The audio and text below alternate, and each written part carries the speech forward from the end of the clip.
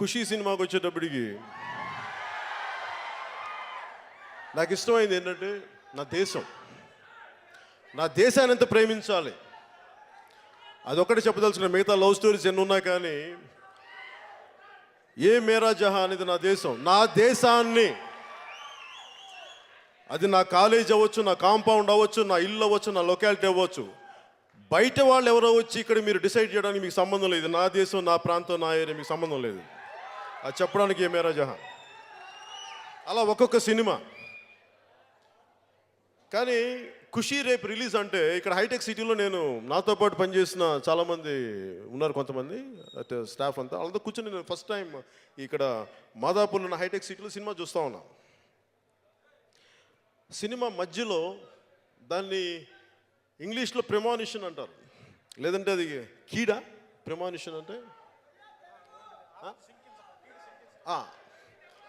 ఆపద శంకించడం అంటాను, కీడు శంకించడం ప్రెమానిషన్ అంటే.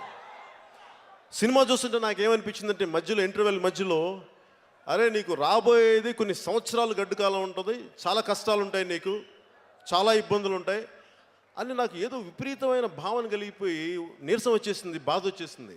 బయటకు వచ్చేసాను. బయటకు వచ్చి నాకేం చేయాలో తెలియలే, ఆకలి చచ్చిపోయింది. ఆ రోజు నేను దెబ్బతిన్నది తిరిగి నాకు శక్తి పుంజుకోవడానికి గబ్బర్ సింగ్లో పోలీస్ స్టేషన్ సీన్లో చేస్తే కానీ ఆ శక్తి నేను పుంజుకోలేకపోయాను. ఆ రోజు కోల్పోయిన శక్తి. అప్పటిదాకా నేను భగవంతుని రోజు యాచకుడిలాగే నేను చేతులు పెట్టుకొని కూర్చున్నాను. నువ్వు ఎప్పుడు ఇస్తావో నాకు అప్పుడే, నేను నిన్ను అడగను, నేను ఇబ్బంది పెట్టను, నేను నా కర్మ చేసుకుంటూ వెళ్ళిపోతానని చెప్పి రోజు భగవంతుడి ముందు తల మోకరిల్లి నువ్వు ఏ బాధ్యత ఇస్తావో నాకు అదే ఇవ్వు అని చెప్పి నేను ఆయన ఇంకేం అడగలేదు. నేను అలా కూర్చొని ఉన్నాను. అది అయిపోయిన తర్వాత ఆ పోలీస్ స్టేషన్ సీన్లు చేస్తున్నప్పుడు నాకు తిరిగి ఏదైతే నేను కోల్పోయానో ఖుషీ టైంలో, అప్పుడు వచ్చింది ఆ శక్తి తిరిగి. కానీ అక్కడితో ఆగిందా అంటే ఇది నిరంతర పోరాటం. జీవితం అనేది నిరంతర పోరాటం. ఒకరోజు పడిపోతాం, ఇంకో రోజు లెగుస్తాం, మళ్ళీ ఇంకో రోజు లెగుస్తాం. ఇది నిరంతర పోరాటం.